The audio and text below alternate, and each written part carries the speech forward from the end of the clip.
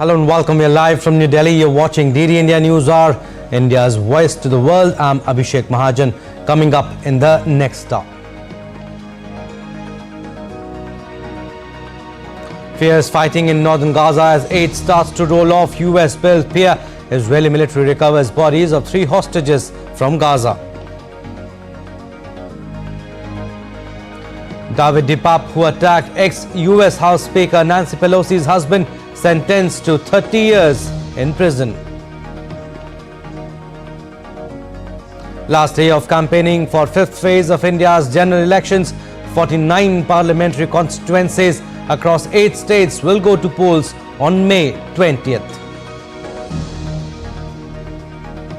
Hollywood veteran Nicolas Cage's new movie, The Surfer, premieres at the Cannes Film Festival. And star Indian men's doubles pair of Satvik and Chirag sailed to the semifinals of Thailand Open. Women's doubles pair of Tanisha Krasto and Ashwini Ponappa also toiled hard to enter the last 4.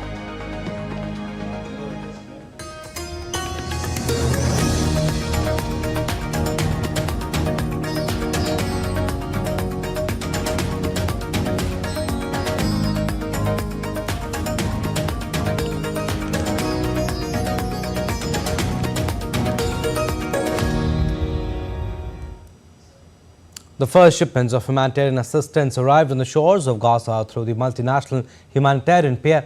The White House said additional and from the US was arriving in Cyprus to be loaded onto ships for delivery into Gaza via the new pier.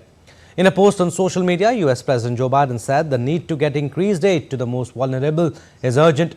White House National Security spokesperson John Kirby also said that the United States has a robust security plan to protect personnel involved in operating the pier, as a small number of US troops are involved in helping facilitate the aid from ships to the pier and for security purposes. The Israeli army also released footage on Saturday showing the arrival of humanitarian aid. This delivery takes place as Israel comes under growing global pressure to allow more supplies into Gaza. The temporary floating pier was pre-assembled at the Israeli port of Ashdod and moved into place on Thursday on the shore of Gaza, which lacks port infrastructure of its own. The PA operation is estimated to cost $320 million and involve 1,000 US troops. Israeli forces retrieved the bodies of 3 hostages from the Gaza Strip, identified as Shani Luke, Ahmed Buskila and Yitzhak Galenta. Those people were murdered by Hamas terrorists while escaping the Nova Music Festival on October 7, and the bodies were taken into Gaza. The Israeli government had confirmed the death of German-Israeli Luke, a 23-year-old tattoo artist, in late October. A video that circulated on social media at the time showed her half-naked body slung across the back of a pickup truck and paraded through Gaza. Israeli Prime Minister Benjamin Netanyahu praised the military operation in a statement on Friday and reiterated a pledge to return all the hostages, the living and the deceased alike.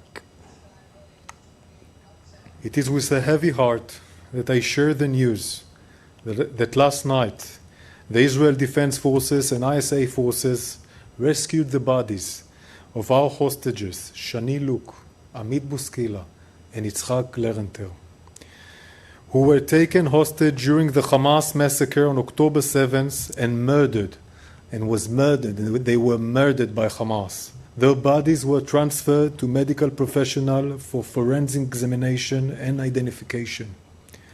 After the procedure was completed, we notified their families. Our hearts go out to them, to the families, at this difficult time. We will leave no stone unturned. We will do everything in our power to find our hostages and bring them home. Israeli forces battled Hamas fighters in the narrow alleyways of Jabalia in northern Gaza on Friday, while in the south terrorists attacked tanks marching around Rafah. Israeli armor had thrust as far as the market at the heart of Jabalia, the largest of Gaza's 8 historic refugee camps, and that bulldozers were demolishing homes and shops in the path of the advance. The Israel Defense Forces said troops killed more than 60 militants in Jabalia in recent days and located a weapons warehouse and a divisional level offensive. A divisional operation would typically involve several brigades of thousands of troops each, making it one of the biggest of the war. Israel says it must capture Rafah to destroy Hamas and ensure the country's safety. An Israeli airstrike on the Jenin refugee camp in the West Bank killed Hamas terrorists and 8 others wounded on Friday. The Israeli military said a fighter jet and helicopter conducted the strike, which is a rarity in the West Bank. Israel said it struck a compound used as an operations center by terrorists and confirmed the killing of Islam Khamyaseh, who was responsible for several attacks against Israelis. Now, US Vice President Kamala Harris has urged more Indian Americans to run for elected office, saying they are currently underrepresented given their growing population in the US. It comes as Indian Americans from across the country gather in Washington, D.C. to organize ahead of the US presidential election. DD India's Kate Fisher sent us this report. From grassroots activism to running for office, Indian Americans are a burgeoning force in US politics. And with less than 6 months to go until the presidential election here, politicians, activists, artists and community leaders have gathered in Washington to try to work out how to increase their impact. And there's no time to waste on that, according to US Vice President Kamala Harris, who says that at the moment, not enough Indian Americans are running for office. Well, some of those already elected to the US Congress have offered their inspiration. When I was first elected in 2012, I was the only Indian American member of Congress. Now there's 5 of us, and you see all these candidates running around the country. So it's not just running for office. You see folks that are running campaigns, that are, in high positions in the administration or on Capitol Hill or in state houses. So I think it's an ascendancy. And from the Biden campaign, we know in critical states like Nevada, Arizona, North Carolina, that are states that are in play, the Indian American population, if we get good turnout, can be the difference. There are some critical states around the country, Arizona, where Indian Americans can make the difference in a House seat, but also in the presidential race. And so I think our goal is to make sure that we're engaging the population, that we're turning them out to vote, that we're getting them excited, that we're building up the momentum, and helping people to see that Indian Americans are becoming more and more prominent, and we want their voices and we want their engagement. But the war in Gaza could turn out to be a stumbling block on the campaign trail. The shift in U.S. policy is absolutely essential if we are going to win back voters across the country for whom it is very difficult for them to listen to our economic message. As I said to him, we can't get in the door to talk about your message, Mr. President, because we need to have a shift on Gaza. And if we have that, then we can earn back the votes. This year's US presidential election is one of the closest in history, meaning that the millions of Indian American voters will be more vital than ever in deciding who will lead the country for the next 4 years. In Washington, Kate Fisher reporting for DD India. And family and friends of a black US Air Force senior airman who was shot and killed in his Florida apartment by sheriff's deputy have gathered for the funeral service in Georgia. Bidding an emotional farewell to airmen, family demands justice for their son and warned people not to open the door to police. A Florida County sheriff last week released body camera video of a deputy fatally shooting Watson, who had a handgun at his side in his apartment, after civil rights attorney Ben Crump, who represents the family, urged officials to release it. The video shows Watson opening the door and holding a handgun at his side and pointed down. The deputy immediately opens fire multiple times at close range. Watson later died in the hospital. The man who broke into former US House Speaker Nancy Pelosi's home in 2022 and assaulted her husband with a hammer was sentenced to 30 years in prison on Friday.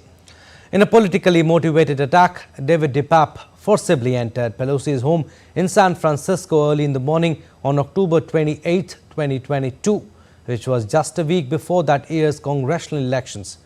At the time, Pelosi, the Speaker of the House of Representatives, was in Washington. DPAP acknowledged in trial testimony that his intention was to take Pelosi hostage. Paul Pelosi suffered skull fractures and other injuries that have continued to affect him. In a letter, Nancy Pelosi urged the judge to impose a very long punishment. Moving on to U.S. elections now. During the State of the Union address, Republican candidate Donald Trump on Friday said he wants to debate U.S. President Joe Biden. Biden and Trump have agreed to 2 debates ahead of November's election, scheduling televised face-offs that could prove critical in their tight rematch to win the White House. The first debate will air on June 27th on CNN, while television network ABC said it will host the second presidential debate on September 10th. And during a visit to Minneapolis, Trump said he expected moderators to be fair and said a deal was in the works for a debate between vice presidential candidates, even though Trump has not announced his pick yet. Trump expected to get a lot of union votes, saying United Auto Workers are fed up with their leadership. I think we're actually going to be getting a lot of those union votes that they typically get. I think we're going to get a lot of the union votes. United Auto Workers, they're fed up with United Auto Workers in terms of their leadership, and I think we're getting that. I think we're getting a lot of Teamsters voting for us. We're doing polls. We're like at 82%. And tough to get the top guys, but I think we're going to get some top guys very soon. The U.S. Justice Department and TikTok on Friday asked a U.S. appeals court to set a fast-track schedule to consider the legal challenges to a new law requiring Chinese-based ByteDance to divest TikTok's U.S. assets by January 19th or face a ban. TikTok, ByteDance and a group of TikTok content creators joined with the Justice Department in asking the U.S. Court of Appeals for the District of Columbia to rule by December 6th in order to be able to seek review from the Supreme Court if needed. Last week, TikTok and parent company ByteDance filed a similar lawsuit, arguing that the law violates the U.S. Constitution on a number of grounds, including running afoul of First Amendment free speech protections.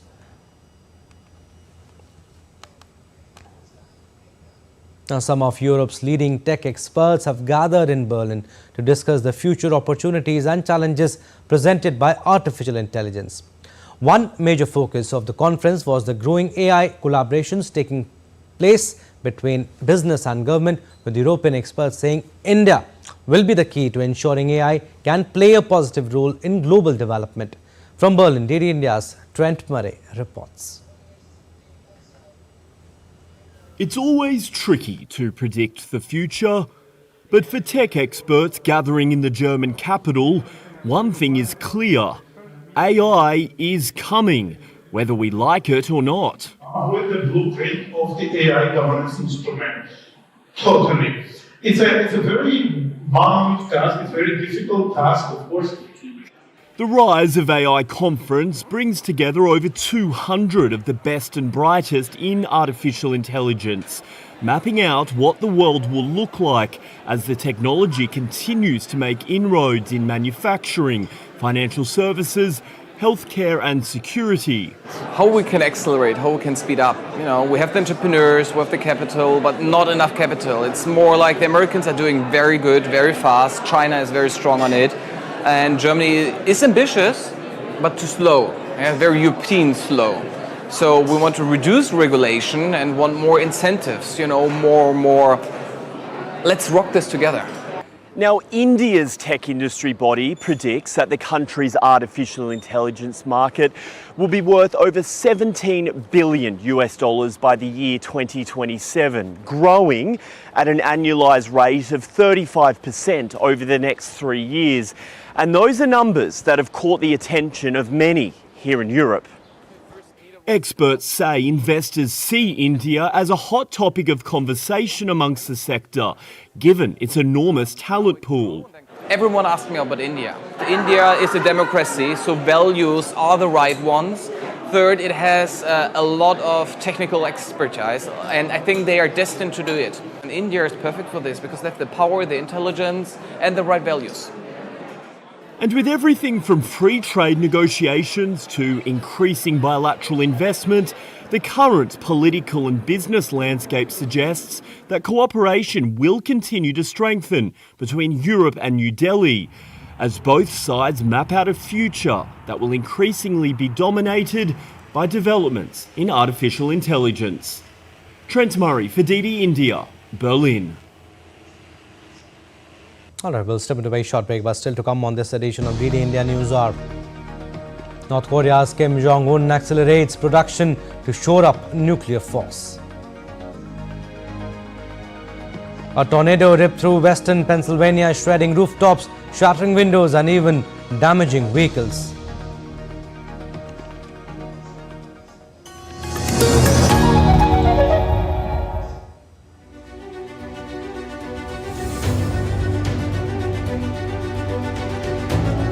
After India became independent in 1947, the founding fathers of the Indian Republic envisaged a representative parliamentary democracy based on the universal adult franchise. Keeping in line with those ethos, the Election Commission of India was established on 25th of January 1950. The ECI is an autonomous constitutional body responsible for conducting and regulating polls. Its powers are broadly divided into three categories: administrative, advisory, and judicial. The administrative powers include registration of eligible voters, preparation of poll schedule depending on the availability of resources both in terms of execution and security needs, scrutinize nomination papers of candidates. The poll body's most important task is to ensure the fairness of the electoral process and prevent incidents of rigging, booth capturing, and violence. Coming to advisory powers, the ECI can recommend the President and the state governors to disqualify sitting members of Parliament and members of legislative assemblies respectively if they are found guilty of indulging in corrupt practices during polls. As for the judicial powers, the Election Commission cannot review any poll result on its own. This can only be done through an election petition which can be filed before the High Court. But the ECI can settle disputes related to recognition of political parties. Apart from ensuring free and fair elections, the poll body has also been organizing various awareness campaigns to increase voter turnout. Bureau Report, DD India.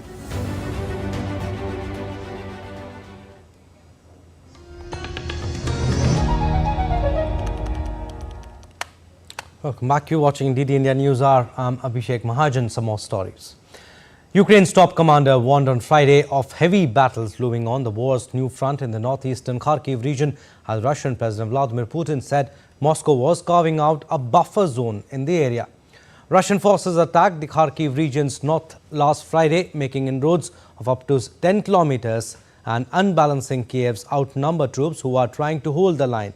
Putin said Russia was creating a buffer zone in Ukraine's northeast to protect its own border regions, but said capturing the city of Kharkiv, Ukraine's second largest, was not part of the current plan.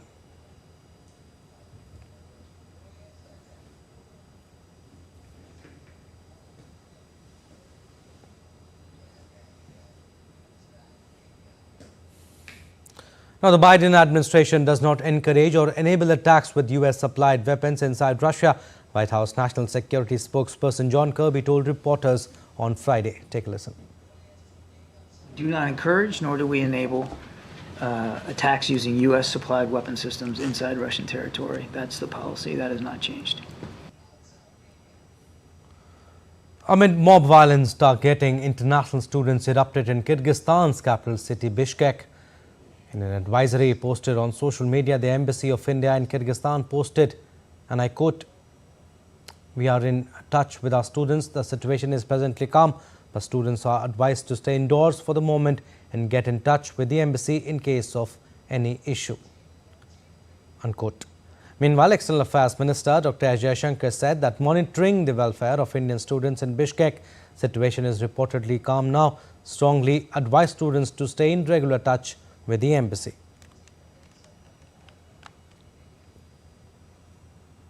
And fighting in Taiwan's parliament extended deep into the night on Friday after proposed reforms to the chamber ignited scuffles between lawmakers only days before President-elect Lai Ching-te's inauguration on May 20th.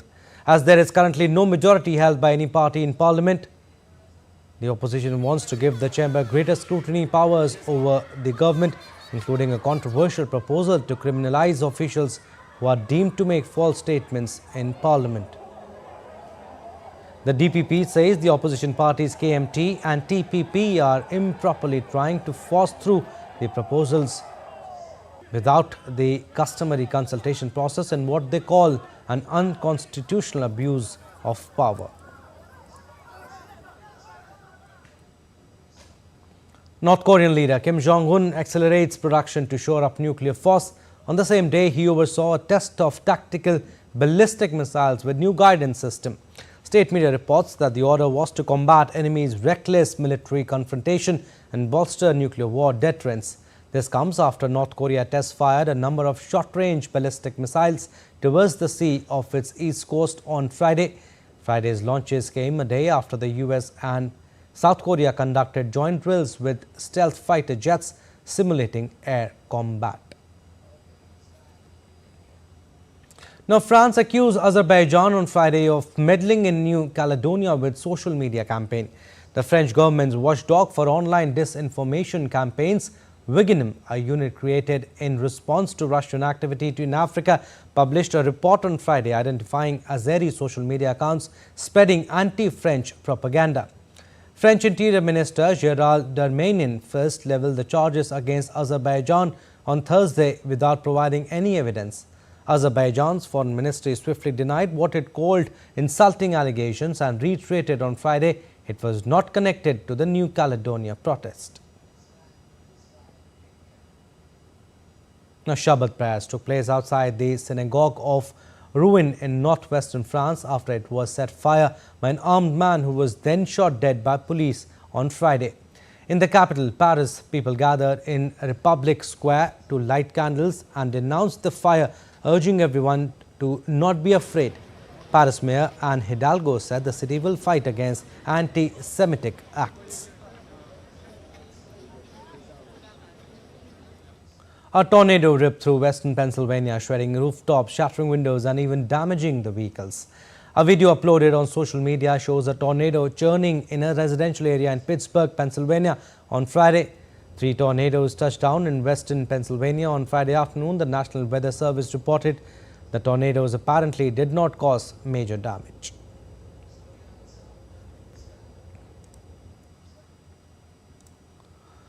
Thunderstorms have killed 4 people and knocked out power to nearly 1 million homes and businesses in southeast Texas. The storm blew windows out of high-rise buildings and left homes without power as much of the city was plunged into darkness. Much of downtown Houston and its commercial district were littered with fallen power lines and glass from shattered windows following the storm, with traffic and streetlights knocked out across the city. Now let's take a look at other stories making news around the world. Dabney Coleman, a character actor who brought a glorious touch of smarm to the screen in playing comedic villains, mean-spirited bosses and outright jerks in films such as 9 to 5 and Tootsie, has died at the age of 92. A small restaurant in Mexico measuring just 3 square meters has been granted the first ever Michelin star, breaking records for being the only taco shop among the 18 Mexican businesses to win the prestigious prize. Opened in 1968, the taco stand has been wowing taste buds with its fine cuts of meat, the scorching technique of its grill as well as fiery salsa recipes.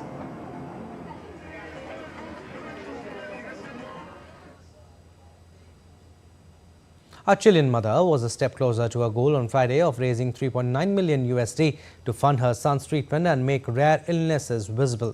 Camila Gomez kicked off a walk on April 28 from her hometown Shiloh Island to La Moneda Government Palace in Santiago to collect money for her son, who was diagnosed with a muscular dystrophy in 2023. DMD is a progressive life-limiting condition diagnosed in childhood. It causes all the muscles in the body to gradually weaken. All right, time now for another short break, but still to come on this edition of DD India News Hour. Last day of campaigning for the fifth phase of general elections, Prime Minister Narendra Modi to hold rallies in Haryana's Ambala and Sonipat. India's Ministry of External Affairs reiterates its stand on Jammu and Kashmir. And Indian stock markets are open on May 18th. We tell you the reason why.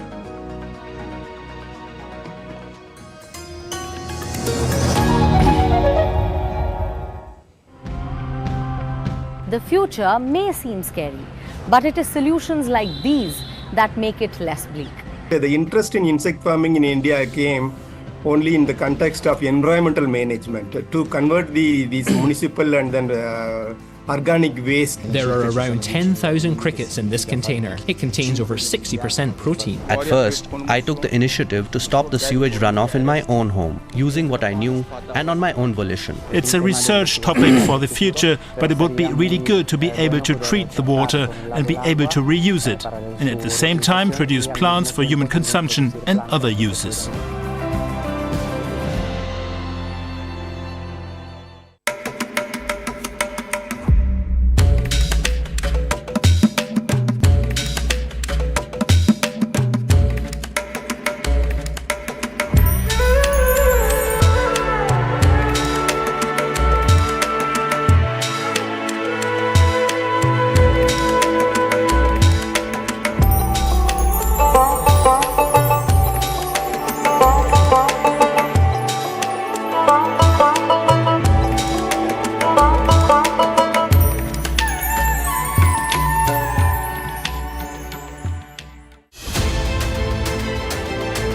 We are looking at a seminal relationship that is redefining world politics, the so-called no-limits strategic partnership between Russia and China.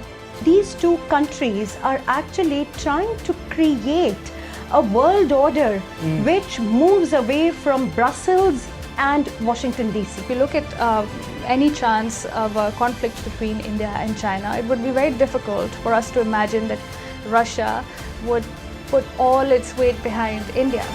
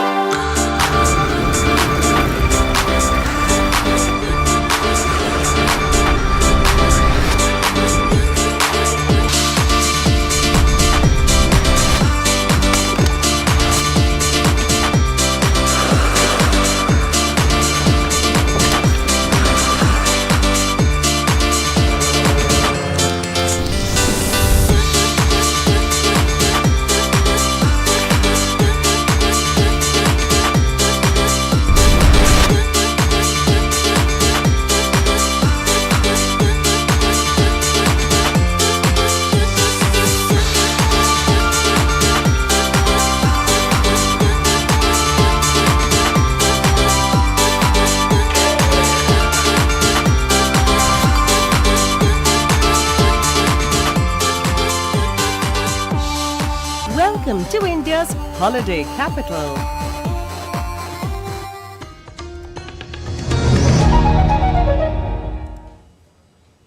Welcome back. You're watching DD India News Hour. I'm Abhishek Mahajan. Recap of what we have done so far. Fierce fighting in northern Gaza as aid starts to roll off US-built pier. Israeli military recovers bodies of 3 hostages from Gaza. David DePape, who attacked ex-US House Speaker Nancy Pelosi's husband, sentenced to 30 years in prison. Last day of campaigning for the 5th phase of India's general elections. 49 parliamentary constituencies across 8 states will go to polls on May 20th. Hollywood veteran Nicolas Cage's new movie, The Surfer, premieres at the Cannes Film Festival. And star Indian men's doubles pair of Satvik and Chirag sailed to the semifinals of Thailand Open. Women's doubles pair of Tanisha Crasto and Ashwini Ponappa also toil hard to enter the last 4. Now let's get to the latest on the world's largest democratic election in India.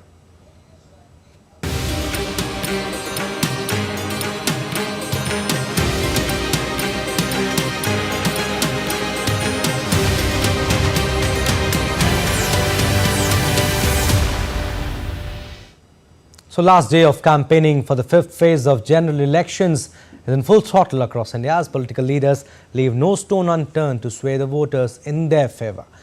Prime Minister Narendra Modi to hold rallies in Haryana's Ambala and Sonipat today. And later in the day, PM will hold public meeting in Yamuna Khadar in northeast Delhi. Also, senior BJP leader and Union Home Minister Amit Shah will visit Uttar Pradesh today, where he will be holding rallies in Jhansi, Banda and Amethi. BJP President JP Nadda to hold public meeting in Himachal Pradesh's Kangra, Chamba and Solan. Meanwhile, Uttar Pradesh Chief Minister Yogi Adityanath will visit Maharashtra today. He will be holding several rallies in Dhule, Palghar, North Mumbai and Mid Mumbai. And in an attempt to woo voters in party's favour, political leaders holding rallies in several parts of the country, Congress leader Rahul Gandhi will hold a rally in Uttar Pradesh, Barabanki and New Delhi's Chandni Chowk today. Congress President Mallikarjun Kharge also hold a press conference. In fact, the press conference is going on.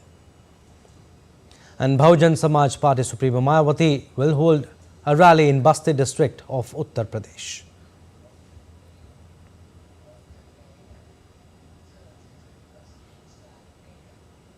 All right, let's go across to DD India correspondent Akshay Dongre. He is joining us live from Delhi.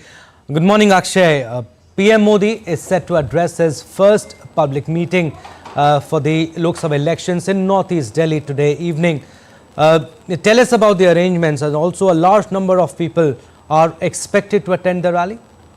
Well, absolutely. In fact, what we have seen in the last general elections, both Delhi and Haryana that are going for polls on the 6th phase of the general elections have been completely swept by the Bharatiya Janata Party. In fact, all 7 out of 7 Lok Sabha constituencies were won by the Bharatiya Janata Party. And when it comes to Haryana, the northern state of India, all the 10 Lok Sabha constituencies were again won by the Bharatiya Janata Party. That was up from the 7 seats that the BJP had won in the 2014 general elections. In fact, in 2014 general elections, Delhi once again was swept by the Bharatiya Janata Party, with all 7 seats going to the BJP when it comes to the general elections. So that kind of support has always been there for the BJP in both of these states, both the state and the union territory of Delhi, where the BJP has always gotten votes and seats when it comes to the general elections, whereas when it comes to Delhi, there has been a different story for the legislative elections.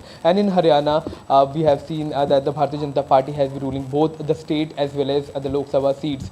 So support has been extremely vehement for the BJP in both of these areas, where the BJP leaders will be holding rallies, including Prime Minister Narendra Modi. And yes, you are right that Prime Minister Narendra Modi's first public rally, public event will take place today in the northeastern part of the national capital, and a huge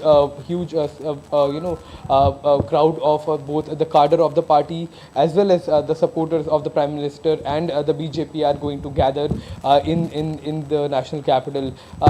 Then naturally, when there is an event by the Prime Minister, there is a lot of security arrangement. But when it comes to the national capital, extra precautions have been taken. When it comes to the area where the public meeting is going to take place, the rally is going to take place, all kind of arrangements have been made, be it for the public to be comfortably seated there, be it arrangements to ensure that in the scorching heat the public remains, and the supporters of the BJP who will be coming and attending the rally are comfortable in the scorching heat.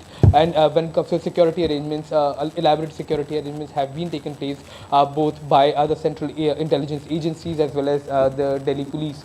So arrangements are in place. This is going to in fact kickstart the campaign process for these two key constituencies, key areas of the general elections, be it the Union Territory of Delhi or the state of Haryana, where the BJP has held massive support from both the public as well as when it comes to the party workers as well.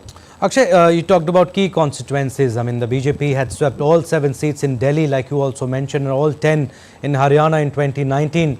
But you think BJP face a stiffer challenge this time around, since India allies Congress and Aam Aadmi Party have agreed on seat sharing and will be contesting the election together? Well, there will certainly be a challenge for the BJP when it comes to the forces that were fighting against each other in the last general elections coming together. The Aam Aadmi Party and the Congress Party have joined hands, yes. However, when you look at the local politics of Delhi, we have seen that many leaders who were part of the Congress Party and they had fought for years against the Aam Aadmi Party were not quite happy about this alliance taking place in New Delhi. In fact, a lot of leaders like Arvind Singh Lavli, who was heading the Congress unit of Delhi, in fact left the party and joined the Bharatiya Janata Party instead. So we have to understand it was the Aam Aadmi Party that removed the Congress from ruling Delhi when it comes to the legislative elections, and not the BJP. So for the Congress Party locally, it was the Aam Aadmi Party that was the biggest threat. For the local unit, it was the Aam Aadmi Party that in fact removed them from power, that blamed them for corruption, that leveled allegations against them.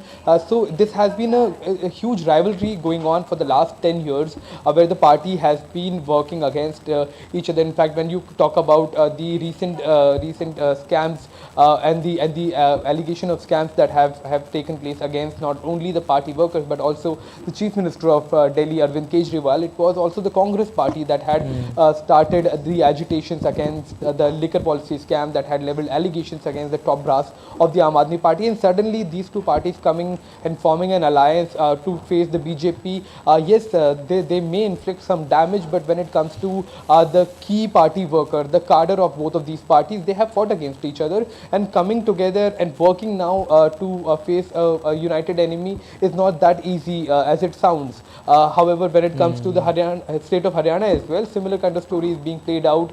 We have seen that the recent split in the NDA that took place in the state of Haryana. Now Dushyant Chautala, the former Deputy Chief Minister, is trying to gather support the Congress Party. Similar kind of stories being played out where both of these factions worked against each other, talked against each other, and now trying to come together to form an alliance and to come to power and to win some seats. So, but it looks easy at the level of the leadership, but when it comes to the party worker and the cadre, it's not that easy. Back to you. All right, the battle in the capital, also in Haryana, promises to be fiercely contested. We'll leave it at that, Akshay. Thank you for your inputs. All right, the US has praised vibrant democracy of India as world's largest elections are being held in India. US NSC Strategic Communications Coordinator John Kirby applauded Indian people for exercising their right to vote. Take a listen. Many more vibrant democracies in the world than India, and we applaud the Indian people for exercising, their ability to vote and to have a voice in their future government. And we wish them well. And India's Ayodhya gears up for the 2024 general elections. In fifth phase, the focus has sharply shifted to extensive development projects transforming the city. Here's a report by DD India correspondent Kriti Vadhera. The development projects at Ayodhya aims to blend its rich cultural heritage with modern amenities, positioning it as a world-class city. The emphasis on infrastructure, tourism and urban development aligns with the broader vision of making Ayodhya a major religious and cultural hub. With the elections approaching, these development initiatives are seen as a crucial element of the political narrative, highlighting the government's dedication to progress and modernization. Prime Minister Narendra Modi's recent visit underscored the government's commitment to Ayodhya's growth. Ayodhya is getting its recognition on international platform, and tourists are coming from all over the world, and we are very happy about it. But at the same time, as a voter, we need more. We need medical facilities in Ayodhya. Every single time if there is any case of emergency, we have to rush to another city, and which is a big problem here. In Ayodhya, there is a lot of beautification is going on. That's so nice. We are getting a vibe of being in an Ayodhya, a place, ritual place. But there is a need of ground level work. We need education. We need good educational institute, good medical institute. This election in Ayodhya is not just about choosing representatives. It is a contest over the vision for the city's future, balancing its rich heritage with the aspirations of its residents for progress and development. Overall developments will play a significant role when it comes to electoral landscape of Ayodhya, as the city's transformation continues to garner national and international attention. With camera person Yogesh Tiwari, I am Kriti Vadhera reporting from Ayodhya Dham for DD India. And Ayodhya's District Magistrate Nitesh Kumar has been listed in the Asia Book of Records. He received this honour for establishing the largest floating systematic voters education and electoral participation sweep logo for the awareness amongst voters. The judge of the Asia Book of Records, Narvijay Yadav, presented the district magistrate with a medal and a certificate at a special award ceremony held at the Vivekanand Auditorium of Awadh University. And known for its spotting prowess, the northern Indian state of Haryana is very fond of buffalo milk. The creamy milk plays a key role in the economy of the village life. DD India correspondent Vishal Barristo travels to the countryside to find out more. Riding a motorbike with a special apparatus, Shahid visits almost every house in this village. His job is to test the fat content in the milk and then collect the milk. If the sample gets 100 units on his machine, then the milk gets a good price. Daily I cover almost every house in this village. If the milk sample has 100 units of fat, it is worth 80 rupees a litre. There are 10 such collectors like me. This buffalo is a breadwinner for Darshan and his wife. The milk it gives fetches good money for the family. I have been selling buffalo milk for some years. This animal gets me 10 to 12,000 rupees a month. To increase the fat content, the animal needs special diet and care. Almost every house in the small village of Kohla in Sonipat district relies on buffalo. These are the buffaloes of Darshan. 4 kilometers from Darshan's house is Nuran Kheda, where there is a collection center. 8 to 10 persons on motorbike, they collect milk with fat content from around 30 villages, and there it is collected and sent to the cooling plant. Now this provides an economic help not only for these villages but also for all the villages in the vicinity. 4 kilometers away from Kohla village, the milk is stored here under refrigeration. Those who stay nearby reach here on foot. Every sample and quantity is carefully inked on the register. Milk is collected from the neighboring villages. Every day we collect around 2000 liters of milk. Then from here it reaches the cooperative dairy through tankers. Buffalo is the backbone of Kohla village's economy, and the animal is certainly its best friend. As they say, a friend in need is a friend indeed. With cameraman Aniket Dubey in Kohla, Sonipat, Vishal Barristo for DD India. And the intricate art of chicken curry has been a testament to the country's rich cultural heritage for centuries. Lucknow has emerged as the new epicenter of this exquisite art form in the contemporary world, continuing to provide livelihood for millions. Today, this ancient craft faces unprecedented challenges. The rollout of the GST has cast a shadow over the chicken curry industry, which employs approximately 500,000 people. Stakeholders across the sector express deep concerns fearing the end for an already struggling craft. Join our correspondent Tapas Bhattacharya exploring their rich heritage, their present predicaments and the uncertain future of chicken curry. Welcome to Lucknow, the soul of chicken curry, a centuries-old craft that weaves together tradition, heritage and livelihood. But behind the exquisite fabric lies a tale of struggle and resilience. Watch this special report. For 500,000 artisans, chicken curry is not just a craft, it is a way of life. But recent hurdles have cast a shadow over their livelihoods. While traders and exporters profit, the artisans and the workers are left with crumbs, earning as little as 250 rupees a day. Their plight remains largely ignored by policymakers. According to traders, with the implementation of the GST, chicken embroidery work is now even more costlier. Earlier there was no GST. Now tax has increased our financial difficulties. We have nothing to save. Shopkeepers have to reduce their per piece payment or cut down on orders, which ultimately affect the wages of our artisans too. The artisans are already struggling to make ends meet. Our daily wage is Rs 250 for 8 hours. Low wages as per the advocacy has become a major financial issue of the artisans. We have been facing the issues of increased cost and extremely low income. Unpaid labor and dwindling businesses are pushing many artisans and businessmen to the brink of closure. There is uncertainty in the chicken curry industry that provides employment to some 500,000 people. Embroidery industry has already been facing financial issues, and most of the workers and businessmen of this sector are from the very poor segment of the society. There is no concession. We have to pay TDS separately. Shopkeepers have to reduce their product payment or cut down on orders, which ultimately affects the wages of artisans too. Chicken curry, once patronized by royalty, has a rich history. It flourished in Delhi before finding its home in Lucknow. From being a part of rich history to becoming history itself, chicken workers are now mulling various options to stay afloat.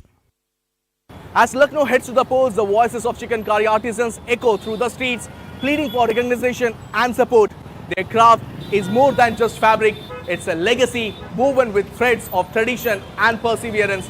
With camera person Gaurav Giri, this is Tapas Bhattacharya for DD India from Lucknow, Uttar Pradesh. And Indian stock markets are open on May 18 for a special trading session in the equity and equity derivative segments to evaluate their disaster preparedness in the event of major disruptions. Both Sensex and Nifty will undergo on intraday switch from the primary side to the disaster recovery DR side during this session. Earlier on 2nd March, similar trading session was conducted to check preparedness for unforeseen events and the ability to restore operation from the DR side within the specified time frame. The first trading session was run from 9:15 a.m. to 10 a.m. from primary side, while the second session from the disaster recovery side for normal trading will commence from 11:30 a.m. to 12:30 p.m. IST.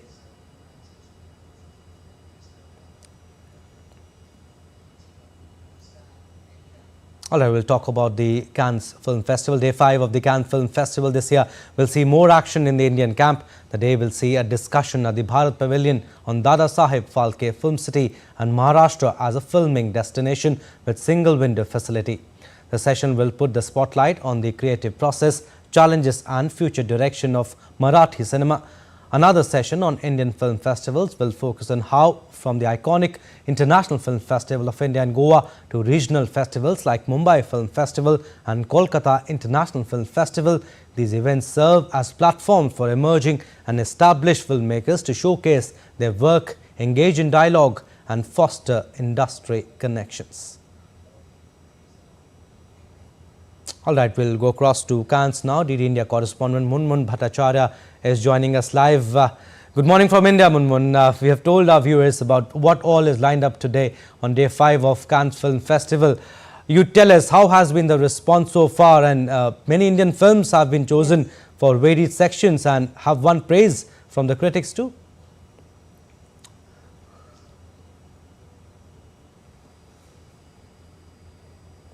Absolutely, Abhishek. We know that 22 films are competing for the prestigious Palme d'Or, and out of those 22, 4 of them are screening today. That's the global buzz. A little about that I'd like to tell you that there's Kinds of Kindness, there's O Canada, there's Emilia Perez, and there's Caught by the Tides. These 4 movies are competing for the prestigious Palme d'Or. Out of those 22 that are competing in this festival. The awards will be given out on the 25th of May. The jury is headed by Greta Gerwig. She is the director of Barbie, which was a big hit of 2023. Now, a little about the movies that are screening. Kinds of Kindness is by Greek director Yorgos Lanthimos. It is a black comedy. Then there is O Canada by Paul Schrader. That is an American director best known for the screenplay of Taxi Driver. This is a comedy in which older people are looking back at their lives and mistakes. There's Emilia Perez by a French director Jacques Cordia.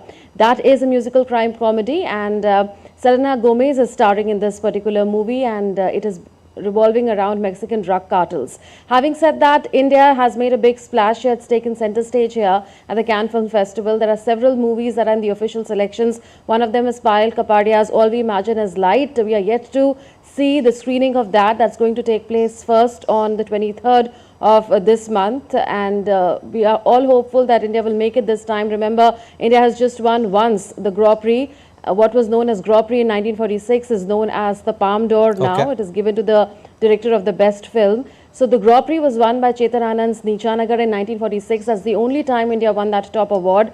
And there has been a drought since then. 30 years back, Swaham by Shaji and Karun was nominated for the competition section, just like Payal Kapadia's All We Imagine as Light has been nominated this time around. So even as far as the official selection from India in the competition section is concerned, that has happened after 3 long decades. So this is history in the making, it seems. Remains to be seen whether India will get this award or not, and there are a lot of other movies as well in the official selection. Munmun, very quickly, tell us about Manthan also, that was screened yesterday, directed by filmmaker Shyam Benegal.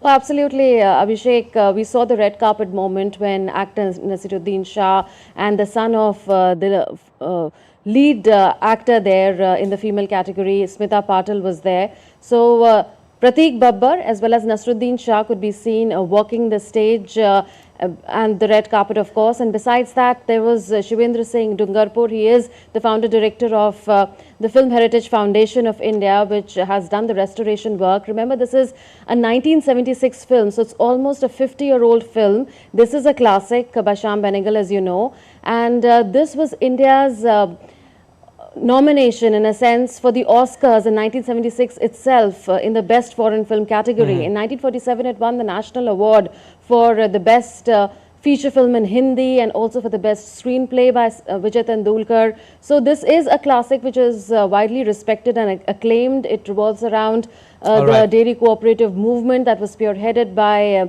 Mr. Kurian, Varghese Kurian, the father of India's milk revolution. After seeing this, a lot of farmers were inspired across the country to follow on these footsteps. So a lot of social transformation it captures, in a sense. It gives an idea of how that transformation was conceived and the inception of it. All right, Munmun, we are running short of time. We'll leave it at that. Thank you for your inputs.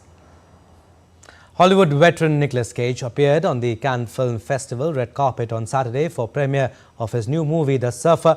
The Australia set film is part of the festival's midnight screening section and Irish director Lorcan Finnegan's first feature film to be presented at the cinema showcase. Cage waved at fans and posed for photographers as he made his way up the iconic steps outside the Palais des Festivals to attend the film's world premiere. He has previously attended Cannes for David Lynch's 1990 film Wild at Heart, which won that year's Palme d'Or. All right, sports updates now. We'll start with Thailand Open. Star Indian men's doubles pair of Satvik Sairaj Rankireddy and Chirag Shetty sailed into the semi-finals with a straight game win over Malaysians Junaid Yarif and Roy King Yap at the Thailand Open on Friday. The world number 3 Indian duo picked up a straight 21-7, 21-14 win over Arif and Yap in the quarterfinals of the Super 500 tournament. They will next face Chinese Taipei's Lu Mingxie and Tang Kai Wei in the last four stage. Meanwhile, women's doubles pair of Tanisha Crasto and Ashwini Ponappa toiled hard for 1 hour 16 minutes to move to the semi-finals. They registered 21-15, 21-23, 21-19, a win over 6th seed South Korean duo of Lee Yu Lim and Sheng Seung Chan. They will next face top seeds Thai shuttlers in the semi-finals. Well, that's all for this edition of DD India News Hour, but do let us know your thoughts on the news of the day.